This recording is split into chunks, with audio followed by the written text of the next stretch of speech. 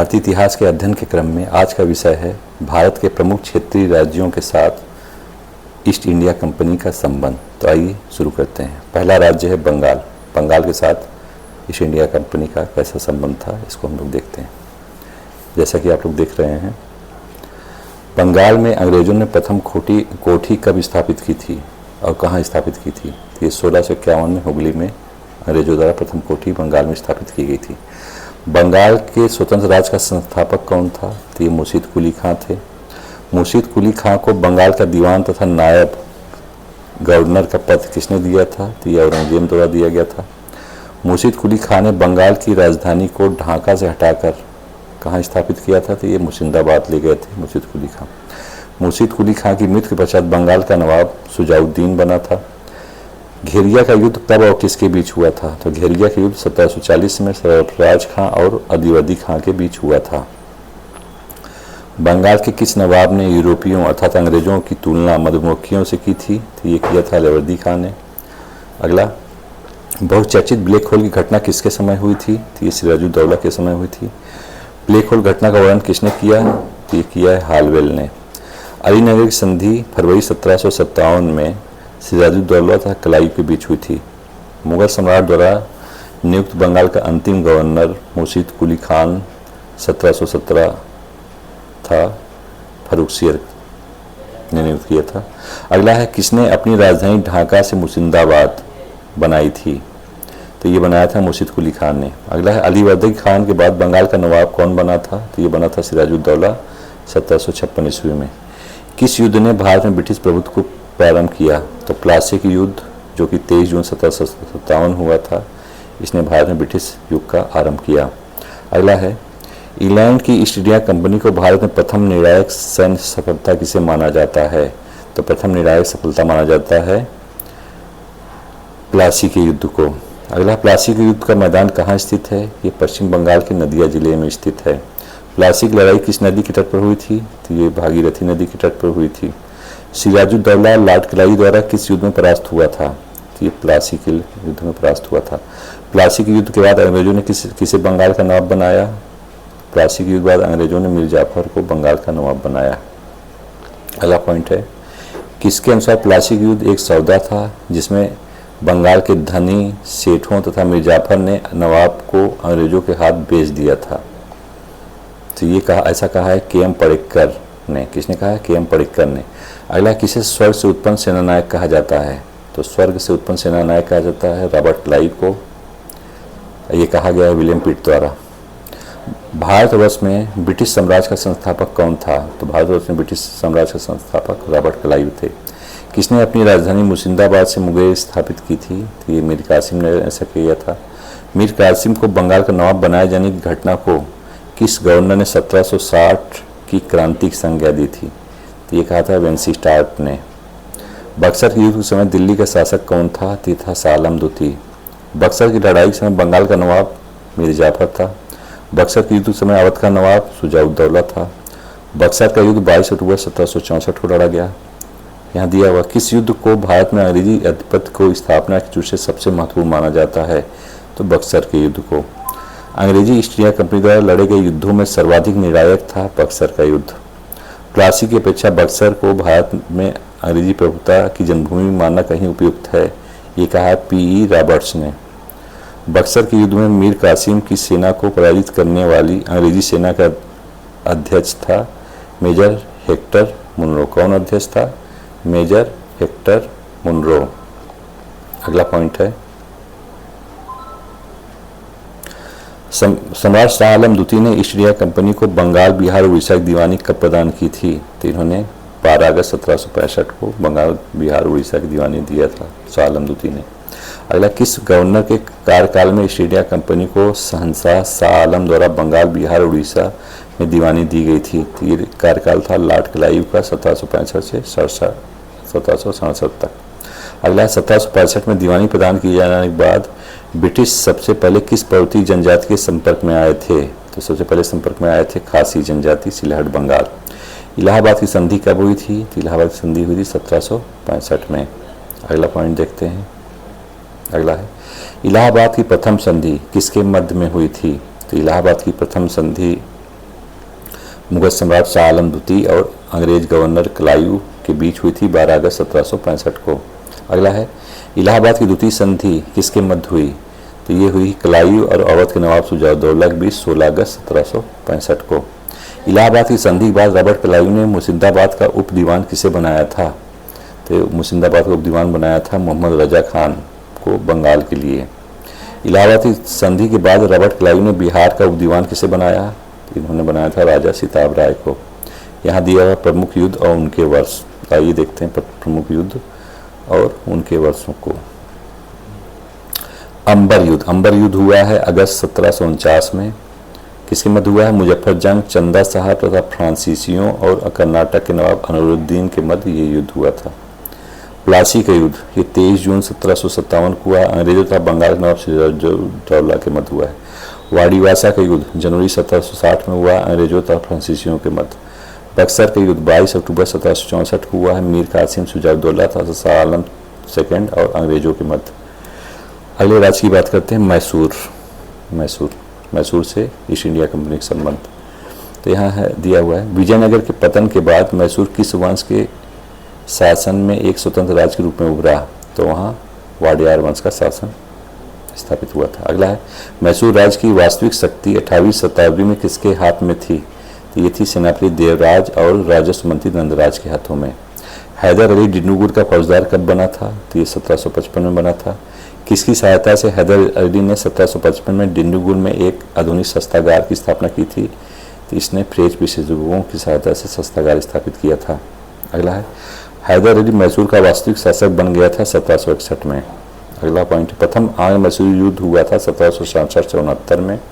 प्रथम आंग्ल मैसूर युद्ध में विजयी हुए थे हैदर अली अंग्रेजों के साथ किस संधि पर हस्ताक्षर किया जिससे दोनों के उभयनिष्ठ शत्रु मराठों के विरुद्ध परस्पर मदद के लिए सहमत हुए थे?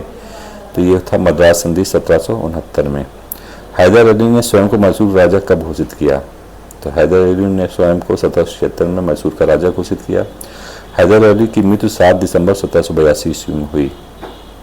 द्वितीय आंग्ल मैसूर युद्ध 1782 से 84 तक चला।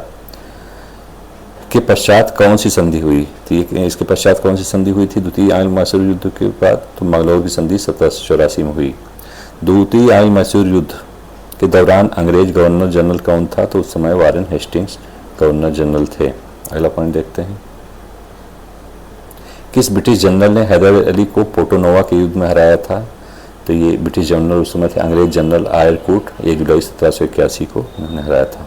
अगला टीपू सुल्तान ने ब्रिटिश सेना को कहाँ हराया था? टीपू सुल्तान ने पुल्लीलूर में हराया था ब्रिटिश सेना को। हेक्टर मुनरो की सेना थी उस समय। टीपू सुल्तान ने अपनी राजधानी कहाँ बनाई थी? टीपू सुल्तान ने अपनी राजधानी श्रीरंगपट्टनम में बनाया था। किस भारतीय शासक ने विदेशों में आधुनिक पद्धति से दूतावास स्थापित किया? तो ये थे टीपू सुल्तान। अगला किस स्थान पर टीपू ने जैकोबिन क्लब बनाने का प्रस्ताव रख किया था? तो ये श्रीरंगपट्टनम में इन्होंने किया था। टीपू ने किस वर्ष बादशाह की उपाधि धारण की? तो इन्होंने 1787 में धारण किया थी बादशाह की उपाधि। तृतीय आंग्ल मैसूर युद्ध कब हुआ? 1790 से 92 में तृतीय आंग्ल मैसूर युद्ध हुआ।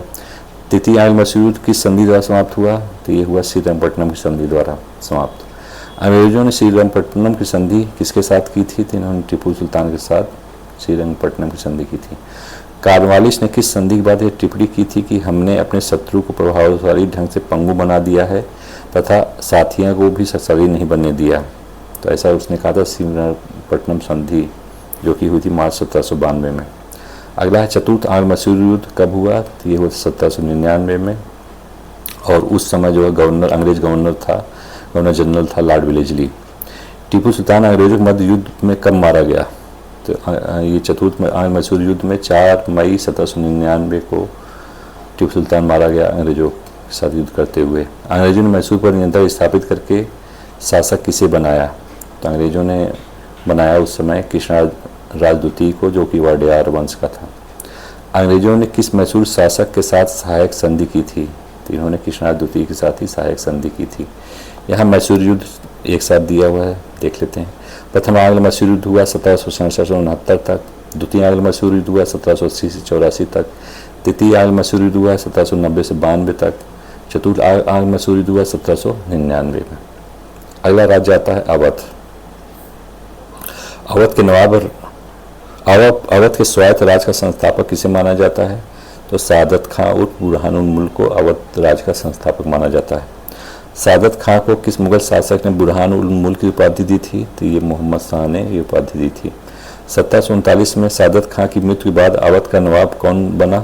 तो ये बना था सफदर जंग। अबुल मंसूर खां नाम था, सादत खां का दामाद और भतीजा था ये। अगला, अवध में लखनवी तहजीब किसके समय विकसित हुई थी? ये सफदर जंग के समय ही लखनवी तहजीब विकसित हुई थी। अगला, 1754 में सफदर जंग की मृत्यु के पश्चात अवध का नवाब कौन बना था? तो सफदर जंग की मृत्यु के बाद शुजाउद्दौला अवध का नवाब बना था। अगला पॉइंट देखते हैं। अवध के किस नवाब ने मुगल शासक शाह आलम द्वितीय को शरण प्रदान किया था? तो ये किया था शुजाउद्दौला ने। पानीपत के तृतीय युद्ध 1761 में शुजाउद्दौला ने किसका साथ दिया? इन्होंने दिया अहमद शाह अब्दाली का। अंग्रेजों के विरुद्ध बक्सर के युद्ध में 1764 में शुजाउद्दौला ने किसका साथ दिया था? तो इन्होंने मीर कासिम का साथ दिया था, मीर कासिम का। शुजाउद्दौला की मृत्यु के पश्चात अवध का नवाब आसिफुद्दौला बना, जो कि 1775 से 97 ईस्वी तक रहा। अवध के किस नवाब ने अपनी राजधानी फैजाबाद से लखनऊ स्थापित की थी? तो ये आसिफुद्दौला ने ऐसा किया था।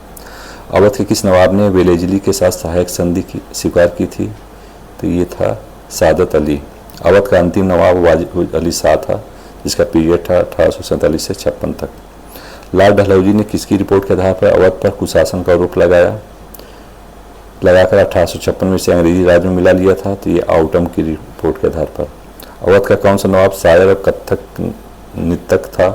ये था नवाब वाजिद अली शाह। अगला, 1857 ईस्वी को विद्रोहियों ने किसे अवध का नवाब घोषित किया था? तो ये ब्रिटिश कादिर को। बेगम समरू ने एक अति प्रसिद्ध चर्च का निर्माण कहाँ करवाया था? तो सरधना मेरठ के निकट कराया था इन्होंने। बेगम समरू कौन थी? ये सरधना की शासिका थी। यूरोपीय वाल्टर रेनहार्ड शाम्ब्रे कौन थे? ये बेगम समरू के पति थे। अब बात करते हैं ईस्ट इंडिया कंपनी का मराठों के साथ संबंध। पानीपत के तृतीय युद्ध के बाद कौन पेशवा बना? तो ये तृतीय युद्ध के बाद पेशवा बने थे माधवराव, जिनका पीरियड था 1761 से 72 तक। अगला पॉइंट देखते हैं। माधवराव की मृत्यु 1772 ईस्वी के बाद कौन पेशवा बना था? तो ये बना था नारायण राव। नारायण राव की हत्या किसने करवाई थी? तो ये रघुनाथ राव रघुवा ने कराई थी, उसके चाचा ने। नारायण राव की हत्या के बाद कौन पेशवा बना? ये माधव नारायण राव बना। भारत में अंग्रेजों का सर्वाधिक विरोध किसने किया था? तो ये मराठों ने किया। सूरत की संधि 1775 किसके बीच हुई थी? रघुनाथ राव अंग्रेजों के मध्य हुई थी। प्रथम आंग्ल मराठा युद्ध कब हुआ? 1775 से 82 के मध्य। प्रथम आंग्ल मराठा युद्ध हुआ, अंग्रेज गवर्नर जनरल कौन था? तो वारेन हेस्टिंग्स 1774 से 85 था। अगला देखते हैं। किस संधि द्वारा प्रथम आंग्ल मराठा युद्ध का अंत हुआ? तो सालबाई की संधि 1782 द्वारा प्रथम आंग्ल मराठा युद्ध का अंत हुआ। अगला, द्वितीय आंग्ल मराठा युद्ध कब हुआ? तो ये 1803 से 5 ईस्वी तक द्वितीय आंग्ल मराठा युद्ध रहा।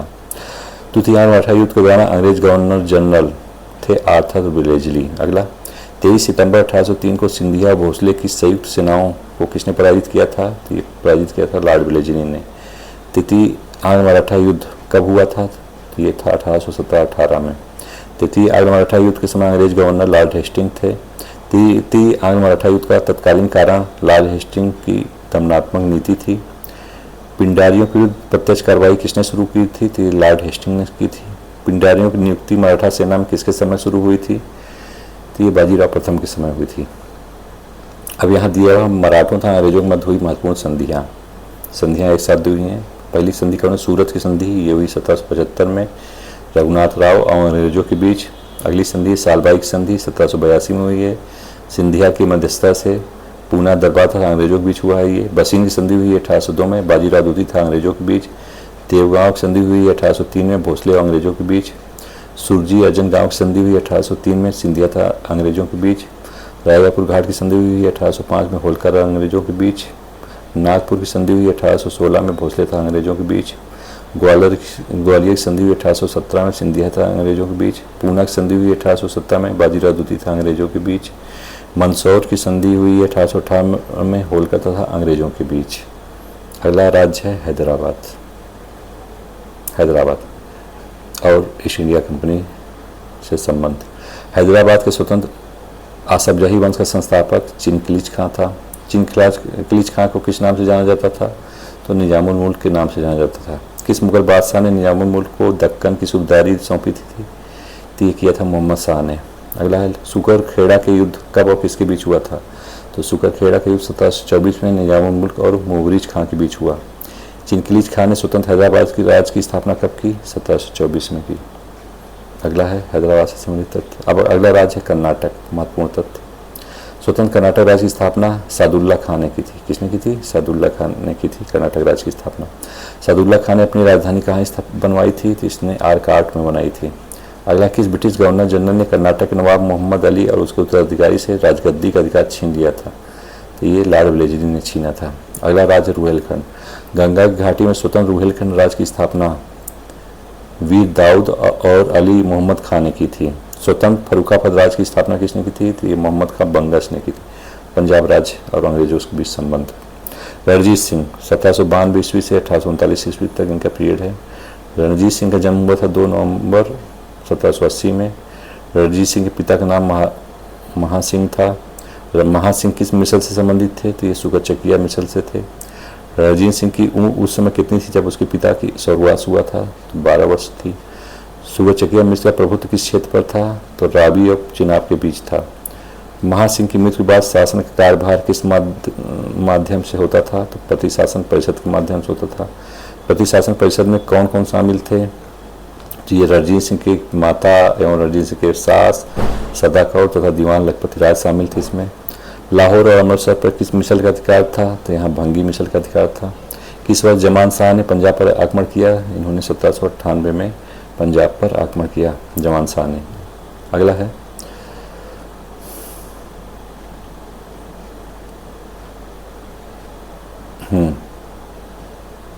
अगला है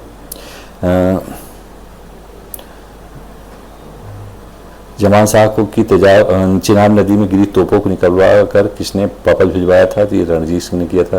किस वर्ष रणजीत सिंह ने लाहौर पर अधिकार किया? तो इन्होंने 1799 में लाहौर पर अधिकार किया। पंजाब की राजनीतिक राजधानी लाहौर में थी। पंजाब की धार्मिक राजधानी अमृतसर में थी। रणजीत सिंह को कोह ए नूर हीरा किसने भेंट किया था? तो अहमद शाह अब्दाली के पौत्र शाहसुजा ने दिया था कोह नूर हीरा। अमृतसर की संधि किसके बीच हुई थी? तो मेटकाप और रणजीत सिंह के बीच में अमृतसर की संधि हुई थी। महाराजा रणजीत सिंह और अंग्रेजों के मध्य अमृतसर की संधि हुई थी 25 अप्रैल 1809 को। अगला तथ्य देखते हैं। किसने कहा था कि ईश्वर की इच्छा थी कि मैं सब धर्मों को एक निगाह से देखूं, इसलिए उसने दूसरी आंख की रोशनी ले ली? तो ऐसा कहा था महाराजा रणजीत सिंह ने। किस फ्रांसीसी यात्री ने रणजीत सिंह की तुलना नेपोलियन से की है? तो रणजीत सिंह की तुलना नेपोलियन से की है फ्रांसीसी यात्री विक्टर जाकमा ने। अगला, महाराजा रणजीत सिंह का उत्तराधिकारी कौन था? तो ये खड़ंग सिंह थे 1839 में। सिख राज का अंतिम राजा कौन था? तो ये दिलीप सिंह थे 1843 से 49 तक इनका पीरियड था। पंजाब के महाराजा दलीप सिंह की मृत्यु 22-23 अक्टूबर 1893 को पेरिस में हुई थी। प्रथम आंग्ल सिख युद्ध कब हुआ? 1845-46 में हुआ था। लाहौर संधि कब किसके मध्य हुई थी? तो मार्च 1846 सिखों अंग्रेजों के मध्य हुई थी प्रथम आंग्ल सिख युद्ध के दौरान। भैरववाल की संधि कब हुई थी? ये 1846 में हुई थी। प्रथम आंग्ल सिख युद्ध के समय भारत के गवर्नर जनरल कौन था? तो लॉर्ड हार्डिंग था। द्वितीय आंग्ल सिख युद्ध हुआ 1839-49 में। द्वितीय आंग्ल सिख युद्ध के समय भारत के गवर्नर जनरल लॉर्ड डलहौजी था। चिलियावाला का युद्ध कब हुआ? 1849 में हुआ। पंजाब राज का विलय ब्रिटिश राज में कब किया गया? तो 1849 में किया गया। पंजाब का विलय करने के बाद दिलीप सिंह को कहाँ भेजा गया? इनको इंग्लैंड भेजा गया था। पंजाब के विलय के पश्चात पंजाब पर शासन करने के लिए 3 सदस्यों की सीमित में कौन कौन थे? तो हेनरी लॉरेंस थे, जॉन लॉरेंस थे, चार्ल्स ग्रेबिन मानसेल थे। अंग्रेजों ने कोहिनूर हीरा किससे प्राप्त किया? दिलीप सिंह से। अब यहाँ दिया है अमृतसर की संधि 25 अप्रैल 1809, इसके बारे में देखते हैं। इसमें क्या क्या प्रावधान थे अमृतसर की संधि 25 अप्रैल 1809 में? इसमें यह था कि सतलज नदी की दोनों राज्यों को सीमा मान ली गई। सतलज नदी दोनों राज्यों की सीमा मान ली गई। लुधियाना में एक अंग्रेजी सेना रखी गई जिसमें रणजीत सिंह इस तरह आक्रमण न कर सके। सतलज के पूरब के राज्य अब अंग्रेजों के पास चले गए। उपरोक्त धाराओं को उल्लंघन करने पर अथवा मित्रता के सिद्धांत को तोड़ने पर यह संधि निष्प्रभावी समझी जाएगी। यहाँ रणजीत सिंह द्वारा विजय छेद दिया है। मुल्तान पर रणजीत सिंह ने 1818 में विजय प्राप्त की। कश्मीर पर रणजीत सिंह ने 1819 में विजय प्राप्त की। पेशावर पर रणजीत सिंह ने 1834 में विजय प्राप्त की थी। अगला है, Ranjit Singh governor general William Bentinck से कब और कहाँ मिला था? तो ये 1831 में रोपड़ में मिला था। 1838 ईस्वी के त्रिपक्षीय संधि किसके बीच हुई थी? तो ऑकलैंड, रणजीत सिंह और शाहसूजा के मध्य हुई थी। अगला पॉइंट देखते हैं। अगला है रणजीत सिंह का प्रशासन।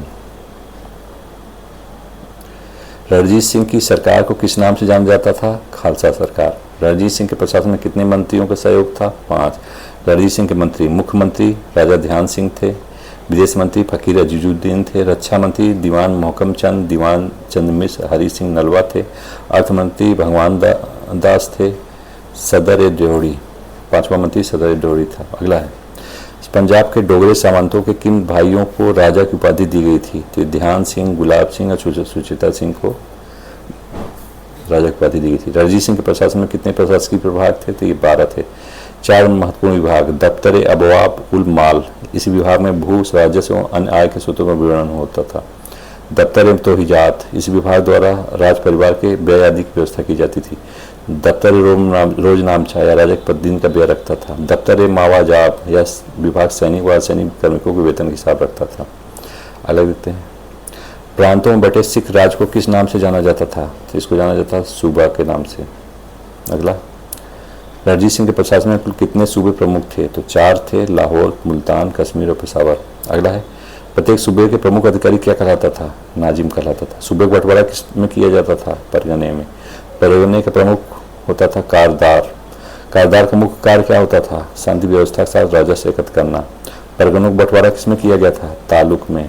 प्रत्येक तालुक में कितने मौजे अर्थात गांव होते थे? 50 से 100। प्रशासन की सबसे छोटी इकाई क्या थी? मौजा या गांव।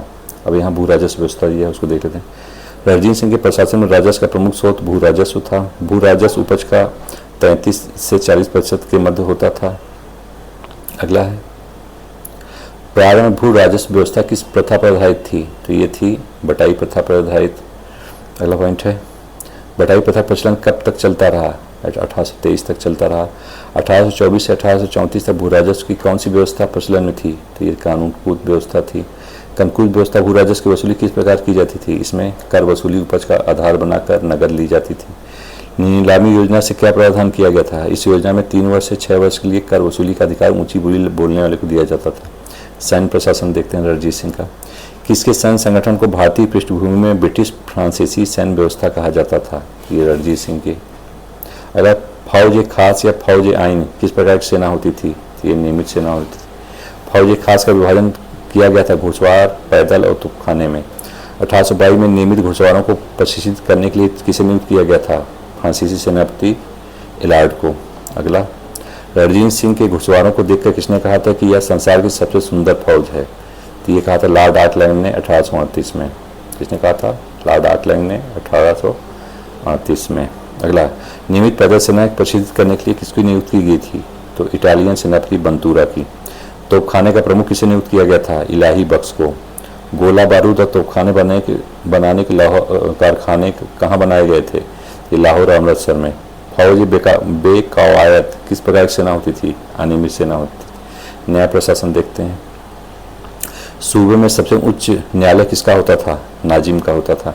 अदालत आला यानी सबसे ऊंचा न्यायालय कहाँ स्थित था? ये लाहौर में था। रणजीत सिंह की मृत्यु किस वर्ष हुई थी? इनकी मृत्यु थी 1839 में। रणजीत सिंह की मृत्यु के बारे में किसने कहा था कि सारे पंजाब में उससे कुरूप या भद्य व्यक्ति नहीं था? ये कहा था बैरन ह्यूगल ने।